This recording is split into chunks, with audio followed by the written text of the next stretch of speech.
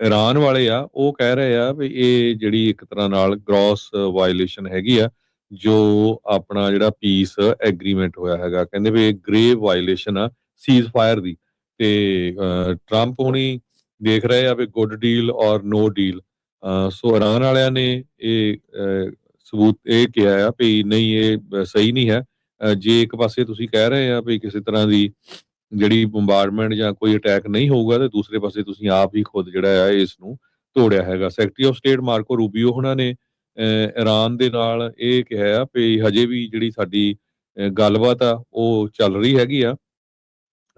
ਇਹ ਜਿੱਥੇ ਜਿਹੜੇ ਇਜ਼ਰਾਈਲ ਵਾਲੇ ਸ਼ਰੇਆਮ ਲੈਬਨਾਨ ਦੇ ਵਿੱਚ ਅਟੈਕ ਕਰ ਰਿਹਾ ਹੈ ਕਿਉਂਕਿ ਉਹ ਵੀ ਇਹਦੇ ਵਿੱਚ ਇਨਕਲੂਡ ਕੀਤਾ ਗਿਆ ਸੀ। ਉੱਥੋਂ ਵੀ ਲੋਕਾਂ ਦੀਆਂ ਜਿਹੜੀਆਂ ਬੋਡੀਜ਼ ਆ ਉਹ ਕੱਢੀਆਂ ਜਾ ਰਹੀਆਂ ਹੈਗੀਆਂ ਜੀ। ਸੋ ਲਬਨਾਨ ਦੇ ਜਿਹੜੇ ਜੀ ਪੂਰਬ ਇਲਾਕੇ ਵਾਲੇ ਪਾਸੇ ਈਸਟਰਨ ਇਲਾਕੇ ਦੇ ਵਿੱਚ ਪਿੰਡਾਂ ਦੇ ਵਿੱਚ ਇਜ਼ਰਾਈਲ ਦੇ ਦੁਆਰਾ ਅਟੈਕ ਕੀਤੇ ਗਏ, ਜਿਨ੍ਹਾਂ 'ਚ ਘੱਟੋ ਘੱਟ 11 ਜਾਣਿਆਂ ਦੇ ਮਾਰੇ ਜਾਣ ਦੀ ਰਿਪੋਰਟ ਆ ਰਹੀ ਹੈਗੀ ਆ।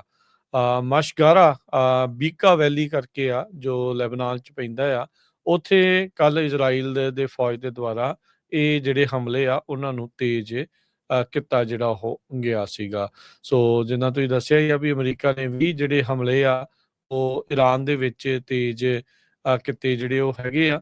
ਸੋ ਈਰਾਨ ਵਾਲੇ ਕਹਿੰਦੇ ਵੀ ਅਸੀਂ ਇਹਦਾ ਬਦਲਾ ਜਿਹੜਾ ਉਹ ਲਵਾਂਗੇ, ਵੀ ਰਿਟੈਲੀਏਸ਼ਨ ਜਿਹੜੀ ਆ ਉਹ ਕੀਤੀ ਜਾ ਸਕਦੀ ਹੈਗੀ ਆ। ਸੋ ਕਹਿੰਦੇ ਵੀ ਇਹ ਅਟੈਕਸ ਆ ਕਹਿੰਦੇ ਵੀ ਇਹ ਹੁਣ ਜਿਹੜਾ ਐਕਟ ਹੋਇਆ ਆ, ਕਹਿੰਦੇ ਵੀ ਸਾਡੇ ਕੋਲ ਹੁਣ ਕੋਈ ਹੋਰ ਚਾਰਾ ਜਿਹੜਾ ਉਹ ਨਹੀਂ ਬਚਦਾ। ਆਲਰੇਡੀ ਨੈਗੋਸ਼ੀਏਸ਼ਨਸ ਚੱਲ ਰਹੀਆਂ ਆ ਵਾਰ ਨੂੰ ਖਤਮ ਕਰਨ ਦੇ ਲਈ, ਤੇ ਉਸ ਦੇ ਵਿੱਚ ਹਮਲਾ ਕਰ ਦਿੱਤਾ ਗਿਆ ਆ। ਇਹ ਅਮਰੀਕਾ ਦੇ ਦੁਆਰਾ ਪਹਿਲੀ ਵਾਰੀ ਨਹੀਂ, ਕਈ ਵਾਰੀ ਏਦਾਂ ਹੋਇਆ ਆ ਵੀ ਈਰਾਨ ਦੇ ਨਾਲ ਇੱਕ ਪਾਸੇ ਉਹਨਾਂ ਦੀ ਨੈਗੋਸ਼ੀਏਸ਼ਨ ਚੱਲ ਰਹੀ ਹੁੰਦੀ ਹੈ, ਦੂਜੇ ਪਾਸੇ ਉਹ ਹਮਲੇ ਜਿਹੜੇ ਉਹ ਕਰਨੇ ਸ਼ੁਰੂ ਕਰ ਦਿੰਦੇ ਆ।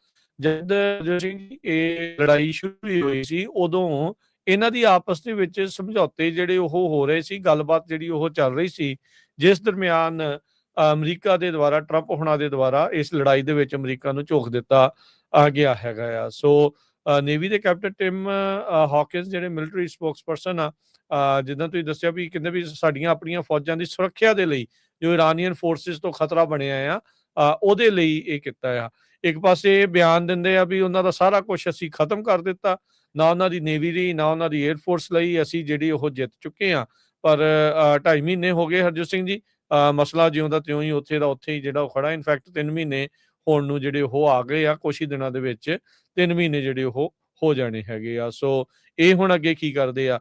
ਪਿੱਛੇ ਜੇ ਹਰਜੋਤ ਸਿੰਘ ਜੀ ਖਬਰ ਇਹ ਆਈ ਸੀ ਸਟ੍ਰੇਟ ਆਫ ਹਾਰਮੂਜ਼ ਦੇ ਥਰੂ ਇੱਕ ਹੋਰ ਚੀਜ਼ ਵੀ ਆ, ਕੱਲਾ ਤੇਲ ਦਾ ਵਪਾਰ ਨਹੀਂ ਜਿਹੜਾ ਉੱਥੇ ਸਪਲਾਈ ਚੇਨ ਦੇ ਜਿਹੜਾ ਉਹ ਰੌਲਾ ਪਿਆ, ਉਸ ਸਟ੍ਰੇਟ ਆਫ ਹਾਰਮੂਜ਼ ਦੇ ਥਰੂ ਜਿਹੜੀਆਂ ਫਾਈਬਰ ਆਪਟਿਕਸ ਜਿਹੜੀਆਂ ਥੱਲੇ ਤਲ ਦੇ ਉੱਤੇ ਪਈਆਂ ਹੋਈਆਂ ਆ, ਹਾਂਜੀ ਜਿਹੜੀਆਂ ਇੰਟਰਨੈਟ ਵਾਲੀਆਂ ਫਾਈਬਰ ਦੀਆਂ ਕੇਬਲਸ ਹੁੰਦੀਆਂ ਆ, ਤੇ ਉਹ ਇਹਨਾਂ ਨੇ ਇਹ ਇੱਕ ਵਾਰੀ ਇਸ਼ਾਰਾ ਕੀਤਾ ਸੀਗਾ ਵੀ ਹੋ ਸਕਦਾ ਵੀ ਅਸੀਂ ਉਹ ਵੀ ਤੋੜ ਦਈਏ।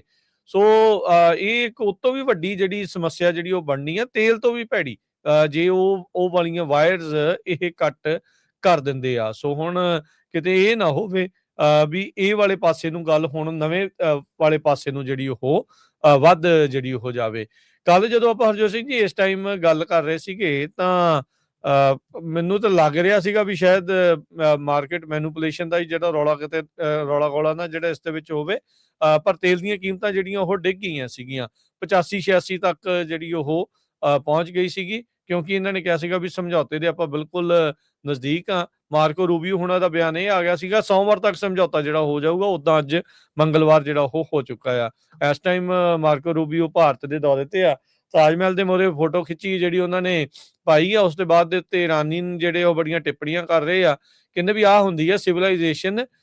ਇਰਾਨੀਅਨ ਰਾਣੀ ਦੇ ਲਈ ਕਹਿੰਦੇ ਵੀ ਉਹਨਾਂ ਨੇ ਇਹ ਤਾਜ ਮਹਿਲ ਜਿਹੜਾ ਉਹ ਬਣਾਇਆ ਸੀਗਾ, ਤੇ ਹੁਣ ਉਸੇ ਦੇ ਉੱਤੇ ਹੀ ਤੁਸੀਂ ਪਹੁੰਚੇ ਹੋਏ ਆ।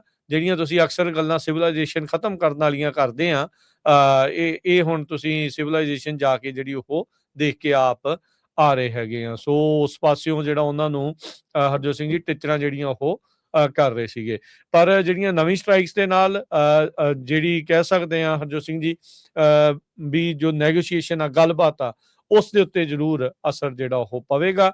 ਕੱਲ ਟਰੰਪ ਹੋਣਾ ਨੇ ਇੱਕ ਨਹੀਂ ਕਈ ਤਰੀਕੇ ਦੇ ਜਿਹੜੇ ਉਹ ਬਿਆਨ ਉਹ ਦਿੰਦੇ ਆ, ਪਲ ਦਰ ਪਲ ਉਹਨਾਂ ਦਾ ਬਿਆਨ ਡਿਫਰੈਂਟ ਜਿਹੜਾ ਉਹ ਹੋ ਜਾਂਦਾ ਹੈ। ਜਦੋਂ ਕਈ ਵਾਰੀ ਰੈਂਟ ਕਰਨ ਆਉਂਦੇ ਆ, ਜਦੋਂ ਮੈਲਟਡਾਊਨ ਉਹਨਾਂ ਦਾ ਹੁੰਦਾ ਤੇ ਫਿਰ ਉਹਨਾਂ ਨੂੰ ਇਹ ਵੀ ਨਹੀਂ ਪਤਾ ਲੱਗਦਾ ਕੀ ਜਿਹੜਾ ਉਹ ਕਹਿੰਦੇ ਆ।